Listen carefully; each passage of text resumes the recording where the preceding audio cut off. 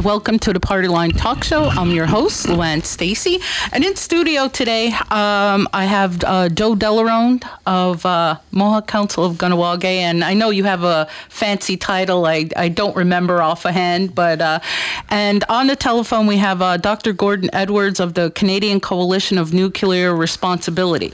Joe, you popped in for a few minutes, basically to talk about the what would you call it? It's a statement from, it's a condemnation, actually, of the plan that is underway to move some nuclear waste. So what I can do is just basically tell you what happened over the last several months. Of course, there's been a lot of chatter about this nuclear radioactive liquid that is going to be moved from Chalk River. Chalk River is actually a facility that where they create nuclear, they use nuclear reactions, or whatever you want to call it, to create medicines. You know, so it's not a weapons factory or anything like that. But the fact is, there are nuclear materials there, as in many of these places. And the problem is that over the years, they've been storing the waste. And in the world, there's always a problem here that in any time there's a nuclear facility, whether it's a power plant or a weapons generating plant or whatever, what do we do with the waste? And well, we found that the plan is to move the waste by truck from Chalk River, which is upriver at the Ottawa River, so it's actually not too far from here, and go into the States, into South Carolina, near Savannah, Georgia, where they have a facility to take care of the waste. But that's a problem, because you're talking radioactive liquid, and it's going to be coming right through our territories. There's no direct route that has been announced, and I think part of that is for security reasons. But it's going to be passing either our territories or in Ontario, some of the Anishinaabeg territories. And so the Iroquois Caucus met a couple of weeks ago and decided that they were going to take action, and they actually condemned the plan because of the volatility of the liquid. And it's kind of interesting that with the water protectors and all of the stories that are going on in North Dakota, here we have something that is probably a lot more volatile. It's getting a lot less press. So the Iroquois Caucus issued a statement on Wednesday and just talked about the problem that it's causing, and that there is another option that should be used. And Dr. Edwards will explain that a little bit better. But what happened on Wednesday, what was interesting was, once the press release went out, and all of the caucus communities, whether it's Akwesasne, Kahnawake, Ganassadage, Tyendinaga, Oneida at the Thames, or Six Nations, all of them were in on this, and Wata saying we're in. 4 of the Grand Chiefs were quoted in the release.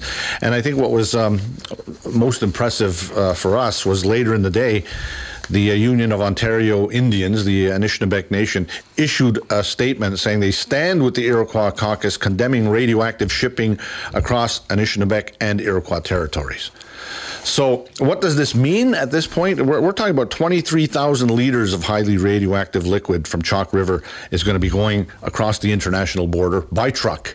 By truck. And that's problematic. A few years ago, about 6 years ago, Kahnawake, Akwesasne, and Tyendinaga issued a joint statement about used steam generators from the Bruce Power plant. The plan was to send those through the Seaway, and we issued a tri-community statement at the time, and it caused the news certainly was out there, and the media took notice.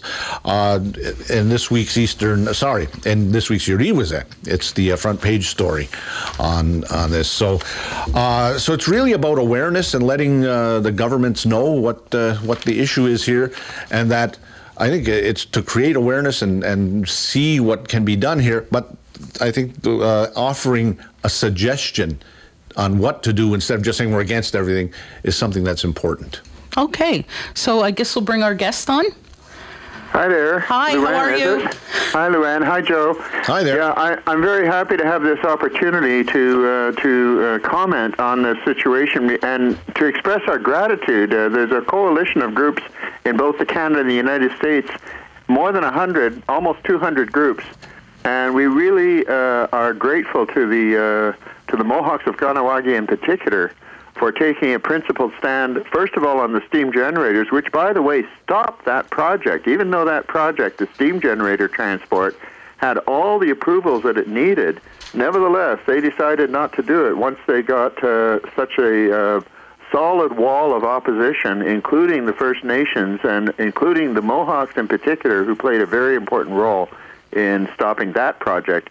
Now, this project is to transport liquid waste, as Joe was saying, but this liquid is really very complicated. It's got dozens of radioactive materials in it and gives off 4 different kinds of atomic radiation. So much so that even if you were in a car in traffic beside the truck carrying this stuff, you would be getting irradiated in your car to a low degree if the package was not damaged. However, if the package is damaged, then the shielding, there's shielding inside the truck, 3.5 inches of lead shielding and to protect against the so-called gamma radiation, and then there's other shielding to protect against something called neutron radiation, both of which are very damaging and very penetrating. If, in the case of an accident, that shielding can be damaged, and then the radioactivity could come out much more strongly. And in fact, if a breach occurs, if there's actually a leak of the liquid, I'm a mathematician by training. I was a professor of mathematics for many, many years until I retired. We just did some calculations, some arithmetic, using the figures that they provide as to how much stuff is in there. And it turns out that just 1 liter of this liquid would be enough to ruin the drinking water supply of any city in North America. Because when the stuff mingles with the water, it makes that water undrinkable. And when I say undrinkable, I don't mean that if you drink it, you'll drop down dead right away, but it's undrinkable in the sense that it is far in excess of the regulatory limits of the maximum permissible radioactive concentration in water. So it means that water would be ruined. You couldn't use it for public consumption. And it's simply a way of illustrating how dangerous the material is environmentally and in terms of health. And now, the question is, why should they transport this stuff over public roads and bridges, especially in a liquid form where if it spills, it's basically irretrievable? You can scoop up a solid and put it back into a shielded container and carefully get it off-site. But what do you do when liquid spills? Liquid just goes right into the water, it goes right into the soil, and it's very difficult, if not impossible, to retrieve once it's spilled. So you're taking a big risk here, and that's underscored by the fact that they have never transported this kind of material before in all the 71 years of the nuclear age. Nowhere in North America have they ever carried this stuff over public roads in liquid form. Now, do they have to carry it in liquid form? The answer is no. In fact, this particular tank of material has been full since 2003. It's been completely full, 23,000 liters. And in order to get all that stuff down to the United States, they would need about 100 to 150 truckloads over a period of about 4 years. So we're talking about an ongoing convoy of shipments. And these shipments would be accompanied by armed guards with the permission to shoot to kill if necessary, if anybody gets in the way of the shipments. So, and the routes, the exact routes are secret. So it could even, although it probably would go through Ontario, it's a possibility that it would come through Quebec as well. That's happened in the past. It could go over the Thousand Island Bridge. It could go over near the Niagara Peninsula. In the Niagara Peninsula, there are 22 town councillors in the Niagara Peninsula, and they have signed a statement unanimously objecting to the shipment of these things through their territory, which is the Niagara Peninsula, because of the fruit growing and the wine producing regions there. So I think it's really courageous and important for the First Nations to speak up on this, especially as water protectors. I would hope that the Grand Chiefs would remind the Government of Canada of the obligation to consult because the First Nations have not been consulted on this, and yet it's going right through their territory. When it crosses the river, when it goes into the States, it's certainly going to be affecting the Iroquois or the Anishinaabe. Sorry, I'm not pronouncing it right. Anishinaabe First Nation. There's one other thing I should say, and Joe touched on this in his remarks, and that is that there's no need to transport this stuff in liquid or in solid form. Because, first of all, since 2003, they've been routinely solidifying this stuff at Chalk River because they keep on producing it. You see, it's not stopped at 2003. The tank was full at 2003, but they kept on producing it right up until last year, October of 2016. And all that time, every time they produce this liquid waste, which they still do, they solidify it. Well, they originally were planning to do that with the whole 23,000 liters as well. And the only reason they didn't was because they made an offer, the United States made an offer that they would be willing to take it in liquid form. So it seems that this is for the convenience of the nuclear industry and not for the safety of the public or the protection of the environment. It's an unprecedented thing. The second point is that it doesn't have to be moved at all, whether in liquid or in solid form, because the only reason for moving it is to try and make sure that one component of this liquid, which is weapons-grade uranium, the stuff that you can use in an atomic bomb, they wanted to make sure that that stuff doesn't remain in countries which don't have nuclear weapons, like Canada. And they're actually retrieving, in solid form, they're retrieving this stuff called highly enriched uranium from many countries, not just Canada. However, Canada is the only country where they're talking about doing it in liquid form. And there's another way of doing it called down blending, which you can do right on site. What it means is this. Right now they've got a certain amount of weapons-grade uranium. If you mix in a bunch of other types of uranium called depleted uranium, then you can destroy that weapons-grade uranium, and it's no longer weapons usable. It's also called denaturing. Now, this is something that's already been done last year by Indonesia, of all countries. If you know anything about Indonesia, way over in the east, they have got permission to downblend their highly enriched uranium so that they don't have to transport it at all, and that's what river.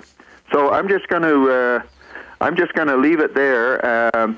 We're urging, and the Iroquois Council has urged, that the government of Canada downblend this on site and not risk the environment by moving it. I'd like to just make one final point, perhaps, and that is that we're now entering the age of nuclear waste, and we have to be increasingly alert because up until now, the nuclear industry has been largely keeping this nuclear material on site in their own backyard. But now they're beginning to want to get rid of it, and they're beginning to want to get rid of it in different ways, and that means dumping it.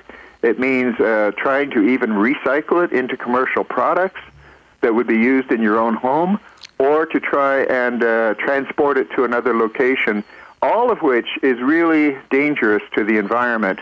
And I think that we, not only First Nations, but we who have more recent arrivals to this Turtle Island, we really have to be very alert and blow the whistle when this happens and make sure that we don't expose the environment and Mother Earth unnecessarily to these insults. Okay. Thank you, Dr. John Edwards of the Canadian Coalition for Nuclear Responsibility, for sharing that with us. I guess, Joe, will there be any other follow-up to this? Well, I certainly hope so. We did get a word from the Assembly of First Nations National Chief that he said they asked permission if they could retweet this information. So hopefully there'll be a lot more of that. But Dr. Edwards there did say something important about the complete lack of consultation. And that's been something that has been in the news so much in the last few months and the last couple of years, about the duty to consult with Native people. Obviously they didn't do their job in something so important and something so volatile. We interviewed this morning for KTV Lynn Jacobs of our Environment Protection Office, and she had a lot to say. And we don't have time to really do that this morning or this afternoon, but watch KTV next week. There's an interview with her. She's I guess our preeminent environmentalist here in Kahnawake. She knows her stuff, and it's pretty eye-opening. Okay, thank you very much, Joe, for coming in, and we'll be right back.